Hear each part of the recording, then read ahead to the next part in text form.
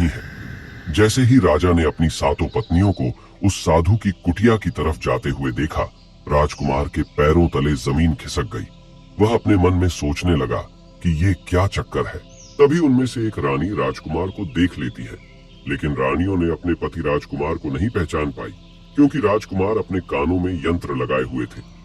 वह यंत्र लगाने की वजह से राजा को कोई पहचान नहीं पाता था। उनमें से एक रानी कहती है कि ए लड़के, इतनी रात को यहाँ क्यों खड़ा है?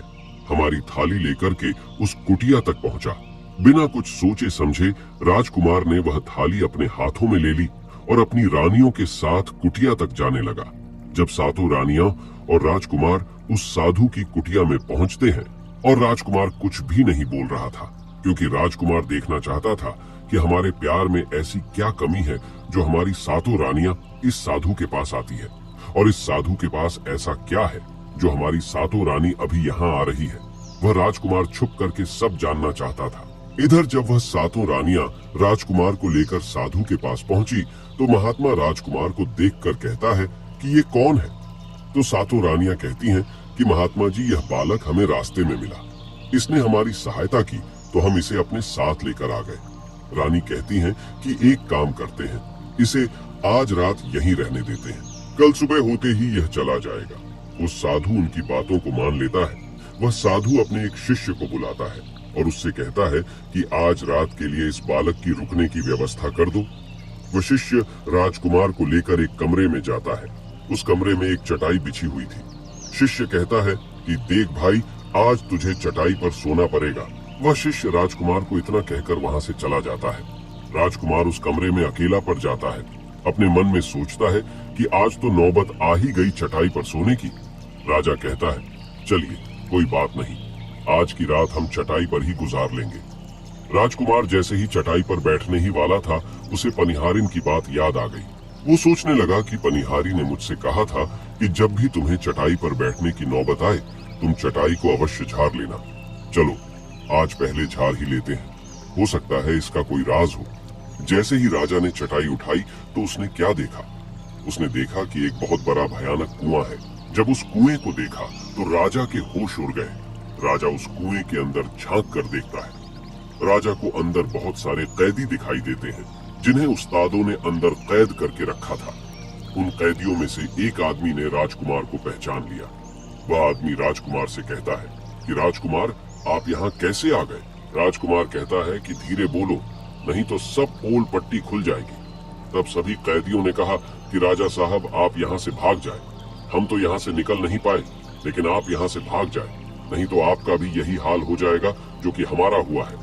आप भी यहाँ फंस जाएंगे, आपको भी पकड़कर ये साधु इसी में डाल देगा। आप जितना जल्दी हो सके यहाँ से भाग जाए। राजा जब उस कमरे के अंदर गया था तो अपने कान में से यंत्र निकाल लिया था, और जब राजा वहाँ से भागा तो अपने कान में यंत्र लगाना भूल ही गया। राजा को भागते हुए उन रानियों ने और साधु ने देख लिया था। रानियों ने जब राजा को भागते हुए देखा तो रानी कहती है, ये तो हमारे पति हैं। महात्मा से कहती हैं कि महात्मा जी, अब तो हमारी सारी पोल पट्टी खुल जाएगी। ये तो हमारे पति है और वह भागे जा रहे हैं। उन्होंने हमें यहाँ देख लिया है, अब हमारा क्या होगा? वह साधु कहता है कि तुम यहाँ क्या देख रही हो, जल्दी जाओ और अपने पति को पकड़ कर लाना। तो रानियां राजकुमार को पकड़ने के लिए दौड़ी दौड़ी जाती है, लेकिन वह राजकुमार जो राजा था इतना तेज था कि वह अपने महल जा पहुंचा, और घबराई रानियों के तो होश उड़ गए। फिर वापस उसी बाबा के पास आती है और बाबा से कहती है कि महाराज, अब तो हमारे पति हमें जीवित नहीं छोड़ेंगे। हम जैसे ही घर जाएंगे वो हमारी जान ले लेंगे। हे महात्मा, आप हमें बचा लीजिए, इसका कोई उपाय कीजिए। तब जाकर वह साधु रानियों को एक जादुई कील देता है और कहता है कि जब तुम जाओ तो अपने पति को बहला फुसलाकर उसके माथे में ये जादुई कील घुसा देना। तुम्हारे पति को ढेर बना देगा और तुम साथ मिलकर उसे मार देना। बस कहानी खत्म हो जाएगी और तुम सातों रानियों बच जाओगी। सब रानियां तैयार हो जाती हैं। वो सातों रानियां साधु की बात मान लेती हैं और जादुई कील लेकर महल आती है।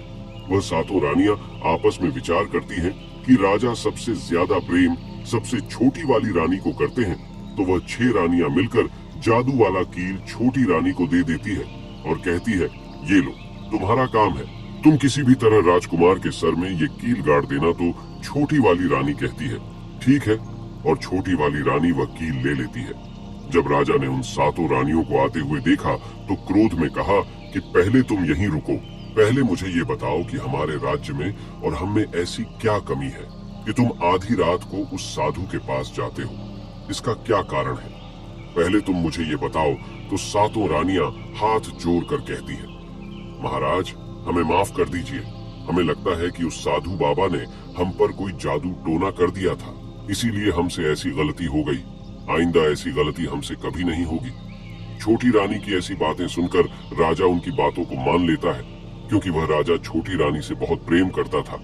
वह राजा भी सोचने लगता है कि शायद उस बाबा ने ही इन पर कोई जादू टोना किया होगा, और अपनी सातों पत्नियों को माफ कर देता है और कहता है, ठीक है, तुम अपने कमरे में चली जाओ। सबसे छोटी रानी, जिससे राजकुमार बहुत प्रेम करता था, वह राजकुमार को खाना खिलाती है और राजकुमार को सुला देती है। जब वह राजा सो गया तो वह 6 रानियां भी वहीं आ जाती हैं। सबसे छोटी रानी जो थी वह जादुई कील निकालती है और राजा के सर में गुस्सा देती है। छोटी रानी ने कील जैसे ही ठोकी, राजा पूरा तेजी से उठा, लेकिन इतने समय में वह ढेर बन चुका था। अब उस राजा में इतनी शक्ति नहीं थी कि उन रानियों से मुकाबला कर सके। वह सातों रानियां उस राजा को पकड़ने लगी। राजा फिर भी हिम्मत नहीं हारा और अपने महल की खिड़की से कूदकर राजा भागते भागते अपने गुरु के पास पहुंच गया और कहने लगा कि गुरुजी, मुझे माफ कीजिए, मेरी जान बचाइए, नहीं तो मैं मारा जाऊंगा। गुरु कहते हैं कि बेटा, मैंने तुमसे कहा था कि तुम त्रिया चरित्र मत सीखो, इसमें जान भी जा सकती है। देखा इसका नतीजा। राजकुमार कहता है, गुरुदेव मुझे माफ कर दो और जल्दी मेरी जान बचाओ, नहीं तो मैं मारा जाऊंगा। मेरी पत्नी ने मेरे सर में जादुई कील ठोकी है, जिसकी वजह से मैं ढेर बन चुका हूँ। गुरु ने जब ध्यान से देखा तो कहा कि ये वही कील है जो साधु ने दिया है। मैं तुम्हें अब नहीं बचा सकता। राजकुमार कहता है, नहीं गुरुदेव, ऐसा मत कहिए, मैं आपका शिष्य हूँ, आपका कर्तव्य है मेरी जान बचाना। तो अब गुरु कहते हैं कि हे बेटा, मैं तुम्हें बचा तो नहीं सकता, लेकिन एक उपाय है। राजकुमार कहता है, क्या उपाय है गुरुदेव? गुरु कहते हैं कि हम तुम्हें तोता बना देंगे, और जब हम तुम्हें तोता बना देंगे तो तुम सुखवाद राजा के राज्य में चले जाना और वहीं जाकर रहना, क्योंकि सुखवाद राज्य में वह साधु का जादू नहीं चलता है। और तुम्हें जब बहुत प्रेम करने वाली स्त्री मिलेगी तो तुम पुनः राजकुमार बन जाओगे। वह राजकुमार कहता है, ठीक है गुरुदेव, आप हमें तोता बना दीजिए। तो वह गुरुदेव उसे तोता बना देते हैं, और वह तोता बनने के बाद वहां से पूरा और सुखवाद राजा के राज्य में चला गया। जहां पर बहुत सारे तोता रहते थे, वहीं जाकर रहने लगा, और सातों रानियों उस राजकुमार को खोज रही थी। जब राजकुमार नहीं मिला तो फिर से उस बाबा के पास जाती है और कहती है कि बाबा जी, वह रात को राजा भाग चुका है, आप अपनी पोटली निकालिए और देखें कि वह कहाँ है। तो वह महात्मा अपना पोटली खोलता है और देखने लगता है कि वह राजकुमार तोता बनकर के सुखवाद राजा के राज्य में रह रहा है। वो साधु ये सारी बात रानियों को बताता है। तो रानियां कहती हैं कि स्वामी, अब क्या करें? वह साधु कहता है कि अब तुम अपने राजमहल में जाओ और जाकर के घोषणा कर दो कि जो भी तोता पकड़ करके लाएगा, हम उसे 5 सोने के सिक्के देंगे। सातों रानियों अपने महल पहुंचते हैं और वहां पर घोषणा कर देती है कि सभी बहेलियां से कह दो कि जो भी तोता पकड़ कर लाएगा, हम उसे 5 सोने के सिक्के देंगे। उस राज्य के जितने बहेलियां थे, वो तोता पकड़ने के लिए चारों तरफ घूमने लगते हैं, और जो भी तोता पकड़ते वो रानी के पास जाते और 5 सोने के सिक्के ले लेते थे और वहां से चले जाते, और वह सातों रानियां उस तोते को मार देती। ऐसे ही धीरे धीरे बहुत समय निकल गया, और वो राजकुमार जो तोता बनकर जहाँ गया था, वहाँ सारे तोताओं से बहुत अच्छी अच्छी बातें करता था, उन्हें बहुत ज्ञान की बातें बताता था। तो सारे तोता को लगा कि यह तोता तो बहुत समझदार है, ये तोता तो बहुत अच्छी अच्छी बातें करता है, इसे हम अपना राजा बना लेते हैं। और सभी तोता मिलकर उसे राजा बना लेते हैं। राजकुमार सभी तोतों का राजा बन जाता है और वही छुप कर रहने लगता है। एक बहेलिया तोता पकड़ते पकड़ते सुखवाद राजा के राज में पहुंच जाता है, और वह उसी पैर के पास पहुंच जाता है जहां पर वह राजकुमार तोता बनकर छुप कर रहता था। जब उस बहेलिये ने इतने सारे तोते को देखा तो अपने मन में सोचा कि अगर हम इतने सारे तोते पकड़कर रानी के पास ले जाएंगे तो हमें बहुत सारी सोने के सिक्के मिल जाएंगे। लेकिन वह पहेलियां सोचता है कि हम इतने सारे तोतों को पकड़ेंगे कैसे। तो जैसे ही सुबह हुई, उस पैर से सारे तोता